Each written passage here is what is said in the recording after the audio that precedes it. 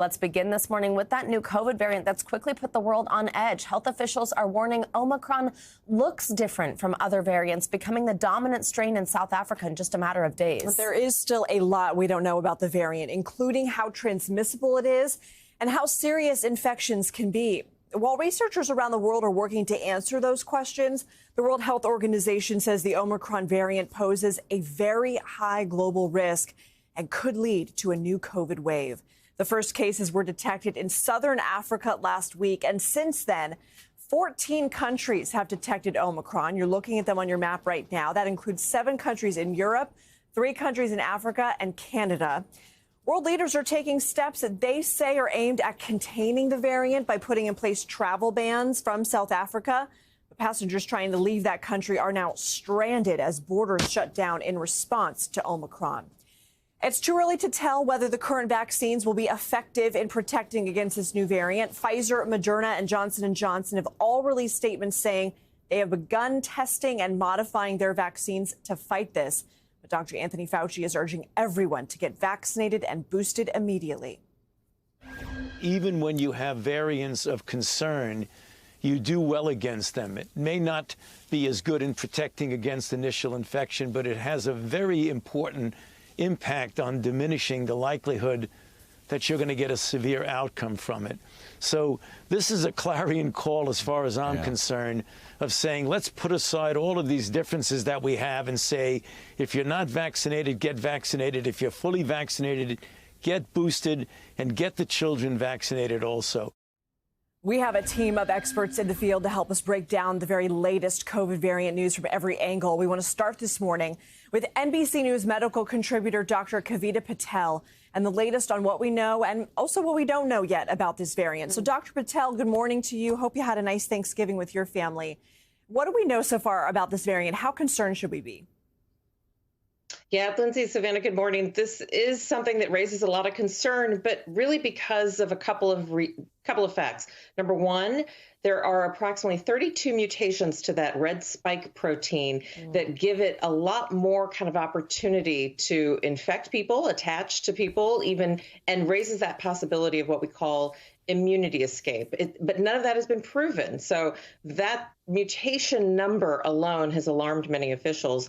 Fact number two, we've seen, just as you pointed out, Lindsay, an incredible number of people across the globe that seem to have pretty quickly been identified with the Omicron variant. So that speaks to a potential high transmissibility or a high infection rate, even more than Delta. And then I think what's left and what we don't know is really the important pieces. Do our current vaccines work against this? There is really no plausible way that our vaccines are rendered utterly useless against this variant. So the question is, how much of a reduction is there? And is that reduction significant enough to kind of cause more hospitalizations? Right now, the evidence doesn't point to that, but it's still early. And then I think the next question is, what can we do about it? And I think, you heard Dr. Fauci, get vaccinated. I think it's also an emphasis, something to talk about, getting boosted. Boosters can broaden your immunity and potentially kickstart your body into also developing immunity against different variants, including potentially the Omicron variant. So, Dr. Patel, that's exactly what I want to ask you about next is the shots, getting boosted, getting vaccinated in the first place. So obviously you just laid out all these questions that we still don't have answered. Dr. Fauci also specifically told President Biden it could take up to 2 weeks before we know more about this variant. But in the meantime, everyone is being urged to get vaccinated. And we have heard that these companies are all testing their vaccines against this new variant, potentially modifying them. So explain right now why it makes sense to go get this booster. Is there a potential, though, that the shots could change? Is it going to be a different vaccine and you're going to be boosted with something and then need something else again later? How does this work right now in this kind of in-between time before we know more? Yeah, great question. So, Savannah, listen, I can't stress this enough. Do not wait for a, quote, modified version of a vaccine simply for the reason that could take time, and we're in a race against time. We're watching how quickly any virus is spreading. By the way, we saw this with Delta. If you recall, I think a number of us were wondering if the current vaccines would work against the Delta variant. Until we had that evidence, there were conversations around tweaking, and all manufacturers said the same thing, that they have the ability, and they do, to quickly, within weeks, Savannah, potentially turn around a new formulation. But that doesn't turn into shots in arms. We have, around any part of the country, shots in arms that are available available for people who are not vaccinated, and then for people who need boosters. And the role of the booster, just to kind of say why you need it now and why you shouldn't wait, the booster really does kickstart your body and tells your body, hey, remember that vaccine we had months ago? We want to prime and increase those antibodies, but we also want your antibodies to be a little bit smarter and develop even more antibodies that could protect you against even more variants. That's critical for now. All right, Dr. Patel, how much of a role does vaccine inequality play in the spread of this variant?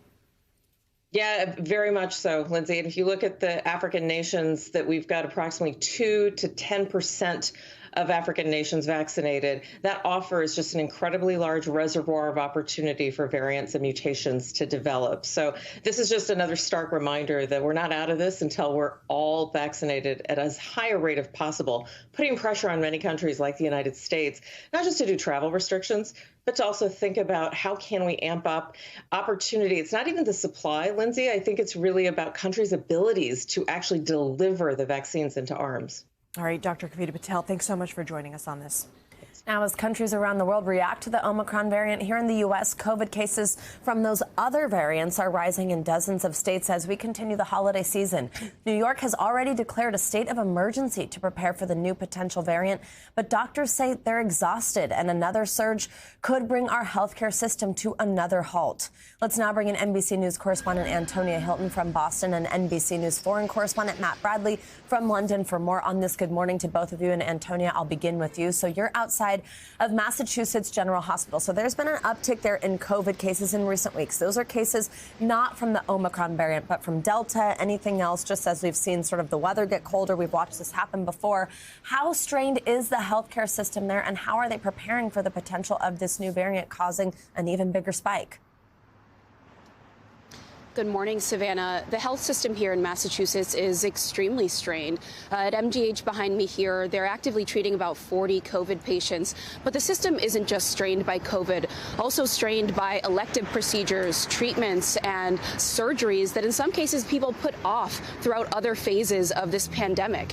And as you mentioned, physicians, nurses, people working at every level of these institutions are experiencing extreme burnout after all of these waves and new variants have already been introduced. I mean, it's been a scramble every time. And what I would describe right now is that people working in this system and around New England, where these cases are taking up, they're bracing for what this new variant could bring.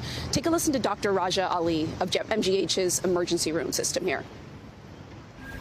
If somebody gets the sniffles, rightfully so, we send them home from work and they stay out for a period until they're cleared. If we actually end up with a variant that's more transmissible despite the virus, I'm worried about the impact that will have on our workforce.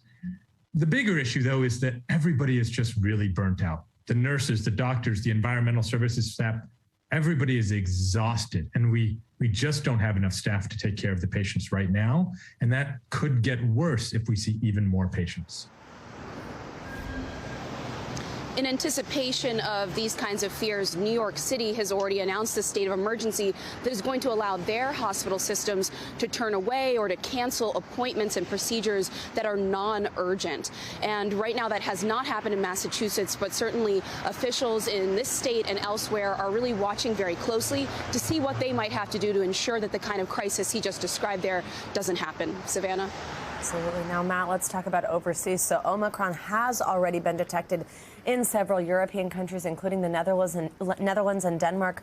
Are European officials worried they could be facing another wave ahead of winter due to this new variant? I mean, they're not worried so much about another wave. There's already been another wave, not of Omicron, but of just normal COVID, the Delta variant, other variants. This is already upon us in mainland Europe. Here in Britain, it's a little bit different. There's only 3 cases of Omicron. And, officials here are still very, very worried, even though we're not seeing the same surge in cases. And that's because all of this is precautionary. And that's why today there's going to be a meeting of the government board that deals with immunizations.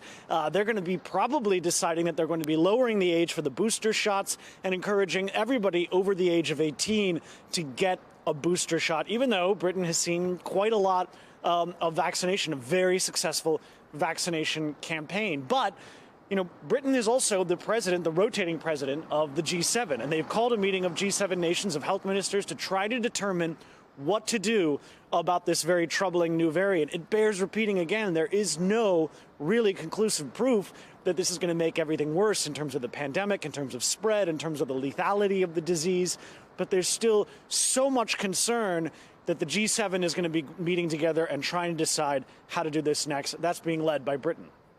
Absolutely. Now, Antonia, I think one of the things that we've been talking about here is, where is Omicron at this point? Which countries have detected it? But Dr. Kavita Patel, who was just with us a moment ago, just said over the weekend, it's likely already here. It's spreading. So are doctors taking anything that they learned from the spread of the Delta variant earlier this year to now kind of prepare for Omicron and kind of know that variant is on its way here?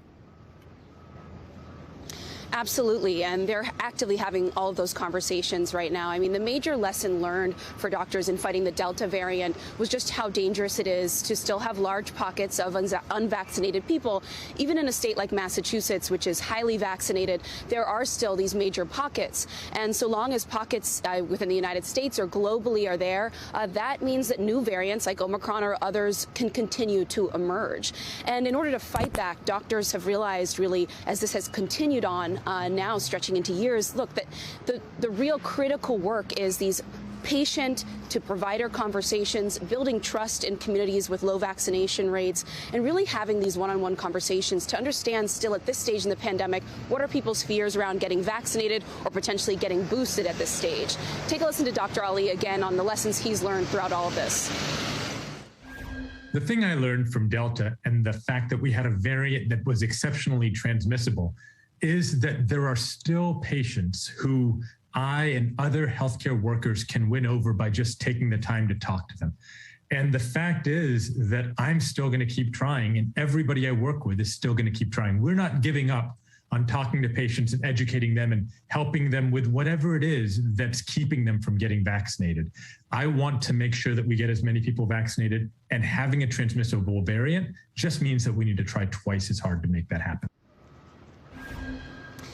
While there's still so much unknown about Omicron, doctors' consistent messaging right now is that the best defense is going to get vaccinated if you have not been vaccinated yet, or if you're still holding out on getting your booster shot, which is now widely available, to please go and do that.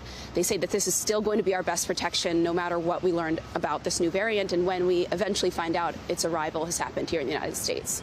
And Matt, quickly, you mentioned this urgent meeting of G7 health ministers today. What's the hope to come out of that meeting? What are we hoping that they decide on, or that they're able to talk through? Well, a coordinated response, especially among the wealthy world. That's what's being represented by the G7. But one thing that the rest of the world is going to be looking at, and this is something that Antonia mentioned with regard to the United States, these pockets of unvaccinated people in the U.S.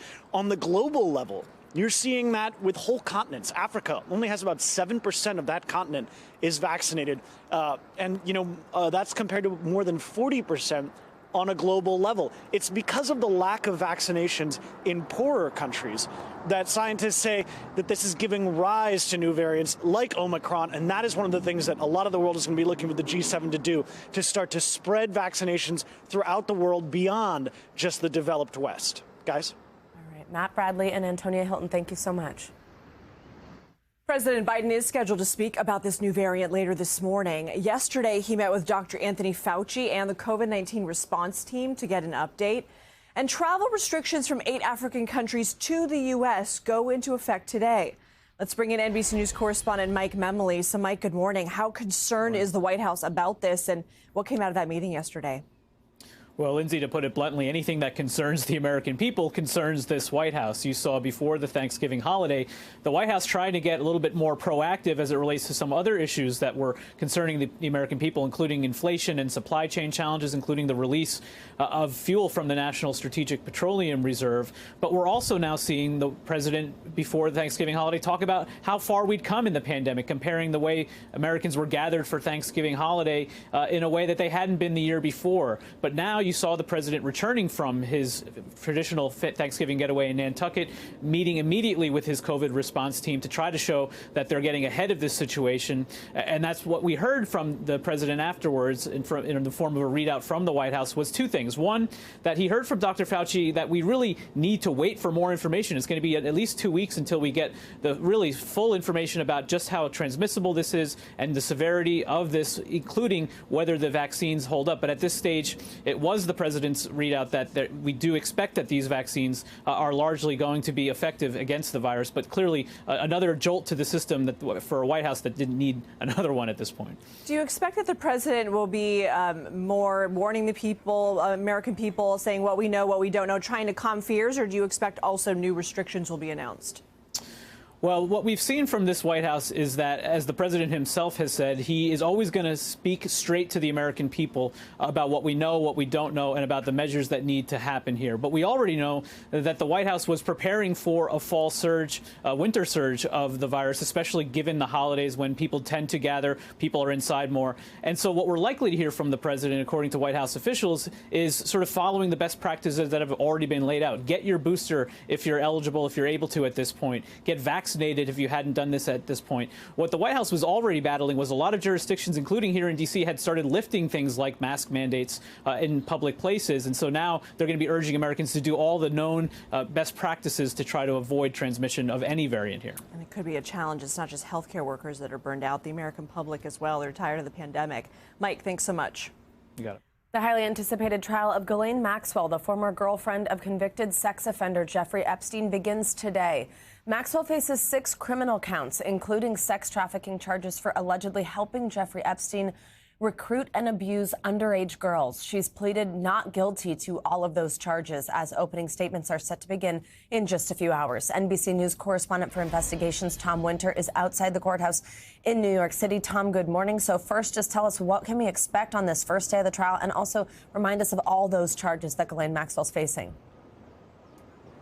That's right, Savannah. As you can see behind me, people are already starting to get in line, observers, reporters, for this trial today. It's obviously a very different courtroom and a very different setting than from when this whole episode first came up, when Jeffrey Epstein was taken into custody over several years ago with the coronavirus. The courtroom looks more like a hockey penalty box, plexiglass everywhere. But as you said, a whole host of charges that Ghislaine Maxwell faces today. She'll be in court. She's likely already here. They transport her to this courthouse early in the morning. She faces a number of different charges: enticement of a minor to travel for the purposes of illegal sex, conspiracy to transport a minor for sex, sex trafficking conspiracy, sex trafficking of a minor. And Savannah, this is conduct that goes all the way back to 1994 up to 2004. It involves alleged illegal activities that took place at Epstein's property in New Mexico, at his property in Florida, here in New York City, as well as Maxwell's house in London, England. And Tom, I want to ask you about one of the higher profile allegations here. One of Epstein's victims, Virginia Giuffre, has claimed in a civil lawsuit that Maxwell allegedly trafficked her to Prince Andrew when she was 17. What more do we know about that accusation, and could that come up in this trial? There's been a lot of speculation about whether or not Virginia Giuffre would come up at trial, whether any of the allegations against Prince Andrew, which she has strenuously denied, will come up at this trial, along with a whole host of other bold-faced names, Savannah. But really, the judge has limited the types of testimony that can come in here, and this has to stay within the 4 corners of the indictment, as prosecutors say. They can only talk about the charges and the conduct that they allege here. Perhaps several other victims may come in to testify to the sex trafficking conspiracy, but nothing involving Virginia Giuffre is included in this indictment, so we don't expect to hear anything about that. Whether or not the prince's name comes up, well, it's a trial and anything can happen, Savannah. All right, Tom Winter, thank you so much. The fashion world is mourning the loss of Virgil Abloh. The barrier-breaking fashion designer died yesterday at just 41 years old after a private battle with cancer. He's known for styling stars like Kanye West and Kid Cudi, and he served as the men's artistic director of Louis Vuitton since 2018. And he also founded the streetwear brand Off-White. Since yesterday's announcement, messages from colleagues and admirers have just been pouring in, honoring his work and his legacy in the industry. The executive editor for Teen Vogue writing on Twitter, his contributions to fashion have been shape-shifting in so many ways. Kid Cudi was on SNL just this season, and he actually designed the floral dress that he wore to pay tribute to Kurt Cobain. Yeah, so many things actually on so many red carpets, so many iconic events. outfits. Yeah. You wouldn't even really connect with that name. And just at 41, and the fact that no one knew that he was battling that. Oh, it's just heartbreaking. Sad. Yeah, absolutely.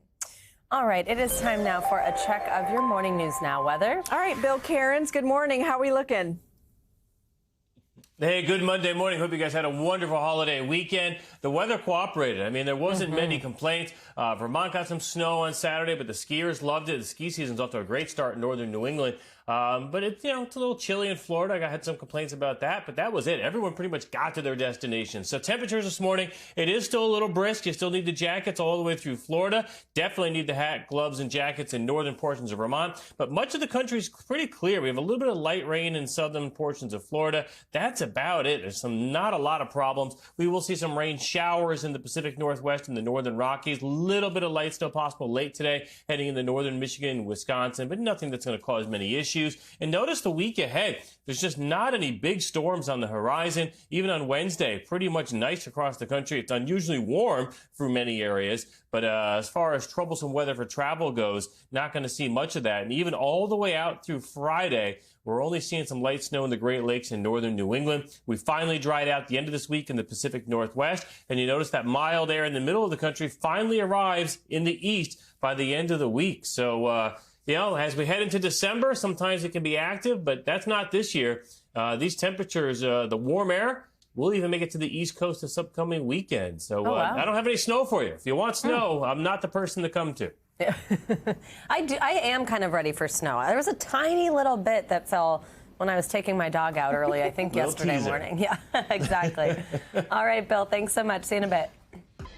Could the 2015 Iran nuclear deal be restored? That's what's at stake today as representatives from Iran, the U.S., and several European nations meet in Vienna. That's right. You might remember the agreement was a major achievement for then-President Barack Obama. The deal eased sanctions on Iran in return for strict limits on its nuclear program. But in 2018, former President Donald Trump pulled the U.S. out of the deal, reimposed the old sanctions, and introduced hundreds of new ones. Here to help us break down the new talks, we have political scientist and professor at Columbia's School of International and Public Affairs, Ian Bremmer. Ian, good morning. Thank you so much for joining us on this one. So we know there's a lot of moving parts in these meetings, but what are the prospects of a new deal being reached? They're very low. In fact, the Iranian government refused to allow the International Atomic Energy Agency just last week access to sites to verify their levels of enriched uranium. We've got big challenges because the Iranians are saying that they refuse to come back into the deal unless the Americans ensure that the deal will be permanent, that a future administration won't be able to pull out of it. The U.S. is unwilling to do that. There's obviously no trust, and the Iranians think they're in a much better geopolitical position than they were a few years ago. They can handle the sanctions. Energy prices are high, and countries in the region, like the Gulf states, allies of the U.S., are more willing to engage with Iran directly. So what cards does the U.S. have left to play then if you think that a deal is unlikely to be made with these talks? Well, we've got sanctions, obviously, and short of that, the plan B that the Americans have been talking about is actually a smaller deal, which is give the Iranians some of the relief that they would have gotten in the Iranian nuclear deal if they returned to it, and have the Iranians freeze their program verifiably where it is right now, which, by the way, is literally just 1 month away from nuclear breakout capabilities. And if they wanted to develop a nuclear weapon, they would have the enriched uranium levels to be able to do it. That's 4 weeks away. That is the American plan B. The problem is that the plan B for other countries in the region is very different. For Israel, that's unacceptable. The plan B is increasingly take direct both espionage and sabotage and military strikes against Iran to prevent them from being that close to nuclear capability. While for the Saudis, for the Emiratis, for other American allies in the region, the plan B is, why do we care so much about nukes they'll never use? We're more worried about fighting with them in proxies across the region and support for terrorism. We want to engage with Iran directly. So the United States doesn't really have an effective coordinated plan B. And Ian, quickly, is there any chance that the original deal is just reinstated? That's the problem. The U.S. under the Trump administration left the original deal unilaterally. Every other signatory, allies and adversaries of the U.S. opposed that. And now, 4 years later, the ability of the United States to get back into the deal isn't there. You've got a new Iranian government that's more hardline, and they're saying no thank you. So unfortunately, this is one where the lack of consistency in U.S. foreign policy is really undermining our own national interest. Ian Bremmer, thank you so much for walking us through that. Sure. Let's now take a look at what else is making news around the world this morning. Matt Bodner joins us now from Moscow. Good morning, Matt. Lindsay, Savannah, good morning. We'll start this hour off in Amsterdam, where police chased down and arrested a couple who escaped from a COVID-19 quarantine hotel and then attempted to fly off to Spain.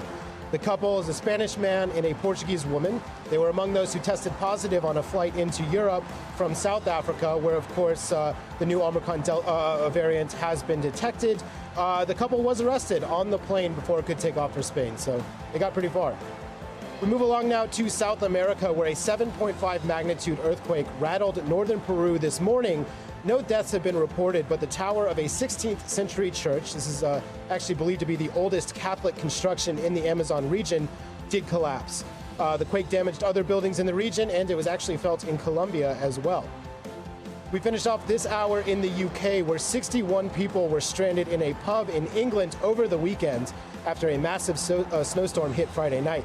Pubgoers gathered in the pub to enjoy an Oasis tribute band when they suddenly realized that the snow had actually made it impossible to leave, and even then, driving conditions had become so poor that they spent the rest of the weekend sleeping on the pub floor. The band has changed its name to Snowasis. No reports yet, though, on the movie rights. Oh, Thank you, guys. shucks. Can you imagine that excuse? Oh, my goodness. I'm just staying I'm trapped in a pub. I thought it was a little fun. Oh, yeah. Yeah. All right, Matt, thanks so much. Welcome back. Lindsay Lohan is engaged. The actress announced the exciting news over the holiday weekend, sharing these photos with her now fiancé, Bader Shamus. The actress wrote on Instagram, "My love, my life, my family, my future." Lohan and Shamus live in Dubai. They've been together for the last 2 years, according to The Independent. No word yet on any wedding plans. I did not know she lives in Dubai. I knew it was somewhere in that region. I thought it was Greece. Yeah. But yeah. Yeah, I remember there was something in Mykonos that everybody was loving. Yeah. But congrats to her. That's great. Yeah. All right. Now, it's been nearly 3 years since actor Jussie Smollett claimed he was attacked by 2 men in Chicago, igniting a wave of scrutiny against him and the Cook County Prosecutor's Office. Well, today, Smollett will head to court over his alleged involvement in staging the attack, where he could face several years behind bars if found guilty. NBC News correspondent Megan Fitzgerald joins us now from Chicago. Megan, good morning. So first, just give us a refresher on how we got to this point. There was a lot of back and forth. It was pretty confusing for a while. And now, what were the allegations Smollett made regarding the alleged attack, and why has it taken this long for the trial to finally get underway? Savannah, good morning. Yeah, lots to unpack here. As you mentioned, it's been nearly 3 years. So this was back in January of 2019 when Jussie Smollett was in downtown Chicago. And he told police that it was around 2 a.m. when he was going to Subway and he was attacked. And he says it was a hate crime, that the attacker mentioned racial slurs and homophobic slurs, poured bleach on him, and then put a noose around his neck. Law enforcement officials investigated for several weeks when they determined that this was a hoax. Now, since then, Smollett has always maintained his innocence, but he has been charged essentially with lying to police. And so why did this take so long? Well, you'll remember that he was charged and then those charges were dropped because he accepted something called a pretrial diversion, which essentially isn't admitting guilt. It's kind of a nice deal, as legal experts put it, where he was able to do community service and pay about $10,000 and the charges went away. But a special prosecutor was appointed, a grand jury was convened, and those charges were brought back. Then, of course, we had the pandemic. So fast forward to where we are now, and he is expected in court later on today, 9 o'clock local time. Savannah. So, Megan, let's talk about what we'll see and hear in court. So what argument will the prosecution make against him today? And then also, are they going to call upon those 2 brothers who were involved in this attack to take the witness stand? Right. So we suspect to hear more of the evidence that that police gathered, which is what led them to the conclusion that this was a hoax. So we expect to see more of that. And we do suspect that we will be hearing from those two brothers. And keep in mind, they have already put out a statement saying that they regret their actions in this alleged incident here. So given that statement, given the former superintendent of police here coming out so forcefully and saying that this was a hoax and this was something that Smollett did to sort of boost his career, it will definitely be interesting to see the evidence that's laid out in court. All right, Megan Fitzgerald, thank you so much.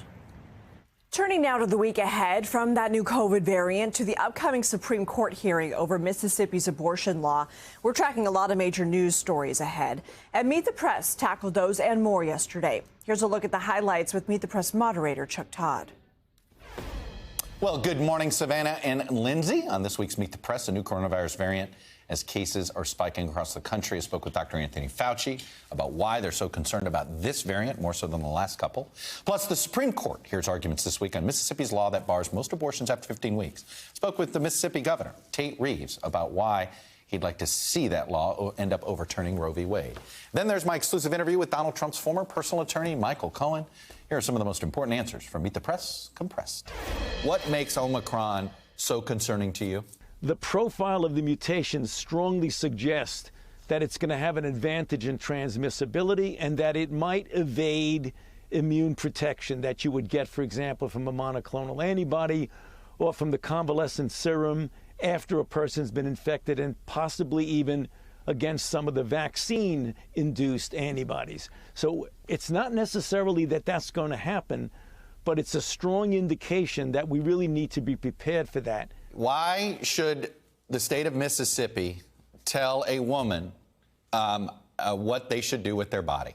Why shouldn't they have that individual freedom on their body, particularly in the first 20 weeks? Well, this is a prime example, and the far left loves to scream, "My body, my choice."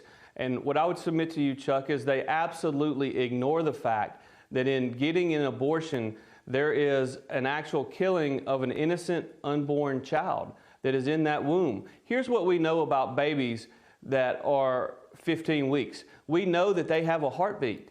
We know that those babies at 15 weeks actually can open and close their hands. We know that they have developing lungs. And we know that those babies at 15 weeks can feel pain. And so when you talk, the difference between vaccine mandates and abortions is vaccines allow you to protect yourself.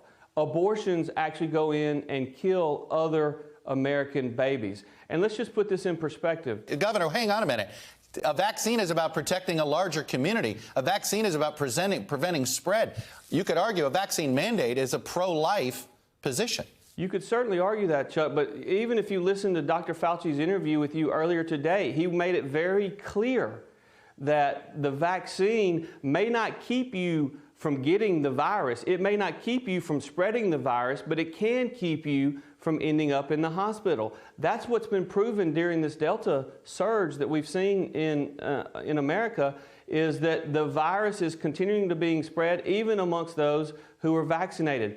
Conversely, when you're talking about the pro-life position of protecting unborn babies, let's put it also in perspective. The fact is that during this very horrible and challenging time since I was sworn into office in January of 2020, Chuck, we've had 800,000 American lives lost because of COVID.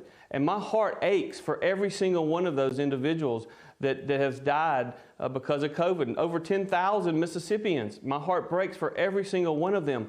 But since Roe was enacted, 62 million American babies have been aborted and have therefore been killed. And that's why I think it's very important that people like myself and others across this country stand up for those unborn children, because they don't have the ability to stand up for themselves.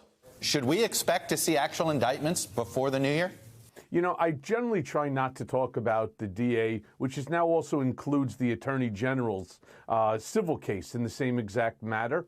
So I really try not to talk about it because it's their investigation, nor do I want to tip off Trump or the Trump organization's people about what is actually happening. So You know, I would rather just not answer that specific question other than to say that you can bet your bottom dollar that Alan Weisselberg is not, and I truly say, I mean this, Alan Weisselberg is not the key to this. They are going after Donald, they're going after Don Jr., Eric, Ivanka, they're a whole slew of individuals, family as well.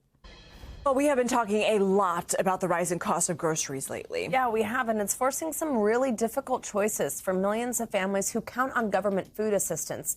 Assistance that's not going as far now. NBC News Capitol Hill correspondent Kavita Patel has their story. Get some cereal on. The later it gets in the month, because we can afford them now, the further Eric Tucker's grocery budget has to stretch. If I can feed my family for 10, 12 bucks a night, that works. What happens when you get towards the end of the month? Less snacks. The father of 2 boys in Orange County, California, lost his home and job during the pandemic and joined SNAP, the government's supplemental nutrition assistance program, previously called food stamps, to help feed his family. You want any noodles? It's forced some tough choices in the checkout line. What's that been like? Humiliating. You got to pick and choose your battle. Who am I going to upset? Myself, my kid, what kid? It's not going to be the full fulfillment of a meal. The decisions made in these aisles go way beyond dollars and cents. Staying on budget can mean the difference between fruits and vegetables being swapped out for less costly sugary cereals and processed foods. All right, what else you boys want? But a new boost to the SNAP program could mean less pasta. Traditional. And more produce for the 1 in 8 Americans who use it to feed their families. Last month, SNAP upped its benefits by more than 25%. Families now get an average of $36 more per person each month. For Eric and his kids, that boost puts them at $606 a month, or just over $6 per person a day. It's just been a big, blessing for us. That extra money doesn't go as far these days. You might have more that you can budget with, but things also cost more. Milk went up $1, I think, a gallon. My kids eat a lot of cereal, and we do a lot of pastas, and milk's, a necessity. So, but when the prices went up without the blessing of the SNAP going up, it was like, okay, we're going to cut back on, the things we used to eat. Higher prices, combined with the pandemic's continued financial fallout, also means leaning more heavily on food banks to fill the gaps of what SNAP can't cover. Gregory Scott runs this one in Southern California.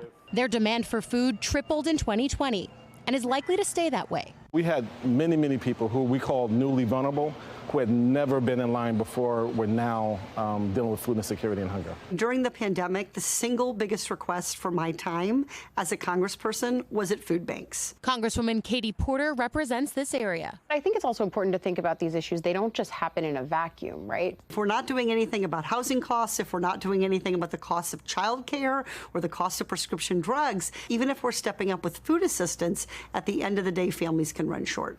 Now, the table's set for the holidays.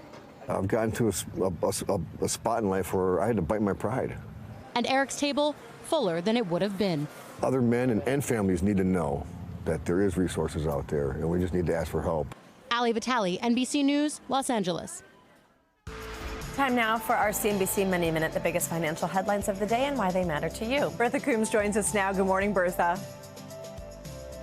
Hey, good morning, ladies. I don't know about you. I did not go to a store, but apparently a lot of us did on Black Friday, despite the new Omicron variant and supply chain issues. Sensormatic says customer traffic rose 48% from last year, although that was still down from 2019. And for the first time in nearly a decade, online sales fell from the previous year, according to Adobe.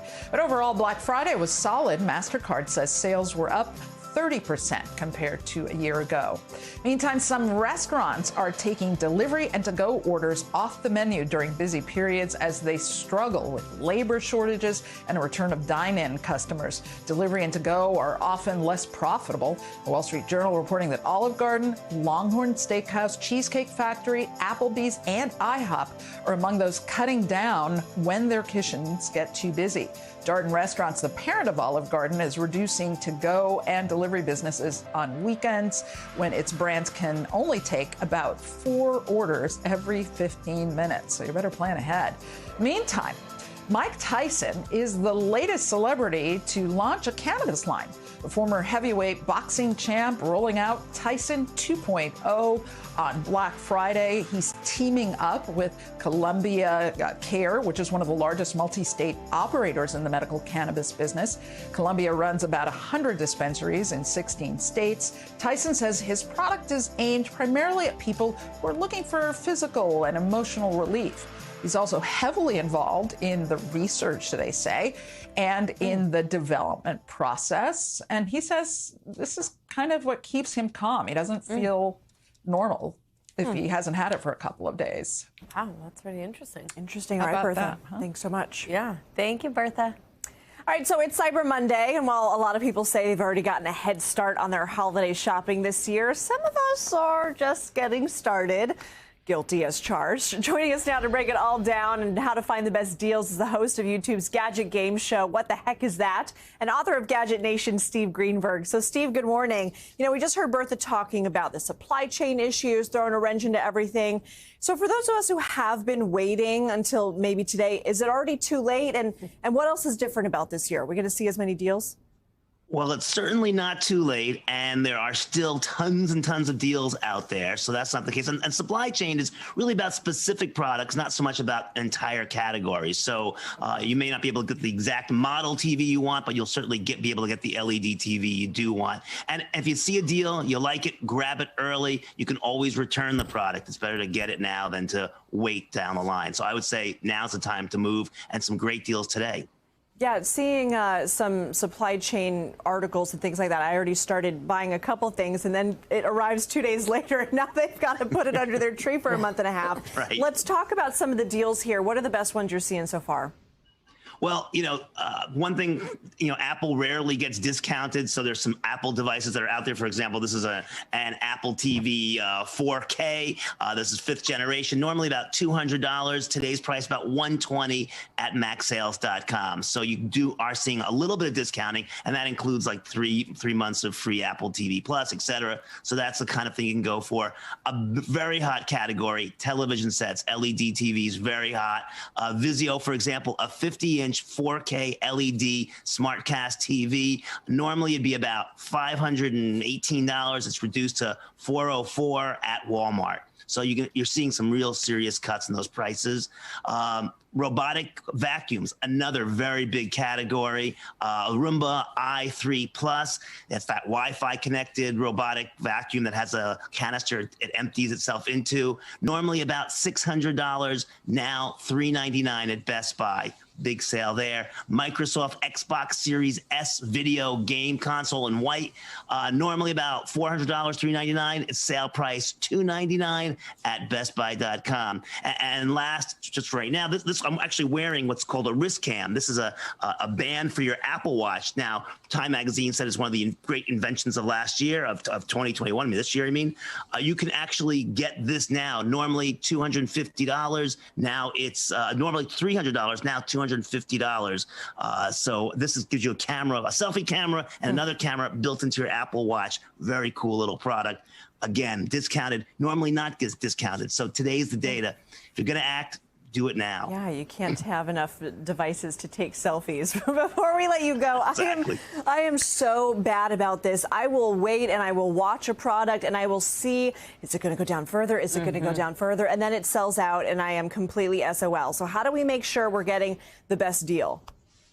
Well, there's some apps out there that can help you. I've used something called Buy Via, which actually gives you like the top 10 daily deals. That's really helpful, and it works like on Amazon and Walmart, Target, etc.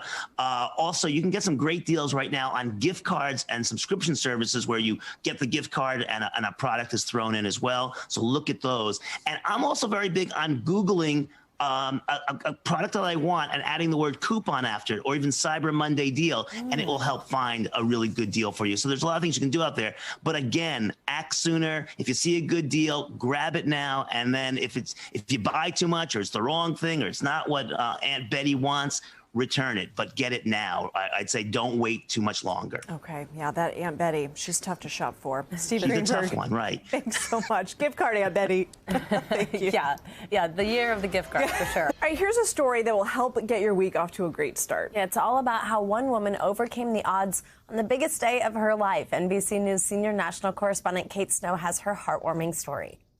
Savannah and Lindsay, this is a story about breaking barriers and the love that gave one woman the power she needed to do what was once thought impossible. This is what love looks like. Here we go. For 29-year-old bride Chelsea Hill, it meant finding the strength to walk down the aisle during her Southern California wedding in September.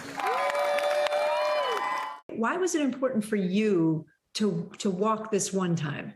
I wanted to stand eye to eye with him and confess my love, and I wanted to be there heart to heart. These steps, a surprise for groom Jay Bloomfield, one that moved him to tears. You blow me away every single day. Every single day.